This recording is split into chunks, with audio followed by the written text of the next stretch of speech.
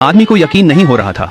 सुबह उठकर देखा कि वह रातों रात फिर से जवान हो गया और हैरानी की बात यह थी कि उसकी पत्नी भी अपनी युवा अवस्था में लौट आई थी। उस दिन उनकी पोती मिलने आई। जब अन्ना ने अपने दादा दादी को इतना जवान देखा तो वह पूरी तरह से हैरान रह गई, लेकिन जल्दी ही वह अपने दादा की पुरानी खूबसूरती पर मोहित हो गई। उसी समय दादी ने देखा कि आज अन्ना कुछ ज्यादा ही चिपकी हुई थी। अन्ना बहुत उत्साहित थी। वह अपने पापा को बताना चाहती थी कि उसके दादा दादी फिर से जवान हो गए हैं, लेकिन उसने उसकी बात नहीं मानी। फिर एक दिन अन्ना की माँ ने सास से मिलने का निर्णय लिया। जैसे ही वह दरवाजे के अंदर आई, उन्होंने एक सुंदर अजनबी को बैठे देखा। वह आदमी को देखकर इतनी चौंक गई कि वहीं ठिठक गई। तभी उसने जल्दी से बताया कि वह उसके ससुर हैं। जेनी बाथरूम की ओर दौड़ी। उसका दिल तेजी से धड़क रहा था। उसने कभी नहीं सोचा था कि उसके ससुर फिर से जवान होकर इतने अच्छे दिखेंगे। एक पल के लिए शादीशुदा होते हुए भी उसने महसूस किया कि उसका दिल धड़कने लगा है। और इसी तरह अब परिवार को दादा दादी के फिर से जवान होने का पता चल गया। अन्ना अपने दादा पर झुकने से खुद को रोक नहीं पाई। आखिर में दादा जो सबको आकर्षण दिखाने में व्यस्त थे, दादी से थप्पड़ खा गए। उस शाम परिवार ने अनमने मन से दादाजी और दादी जी को विदा कहा। दादी जानती थीं कि उनके बेटे ने कितनी मेहनत की है, इसलिए उन्होंने आगे बढ़कर उसके सिर पर प्यार से हाथ फेरा।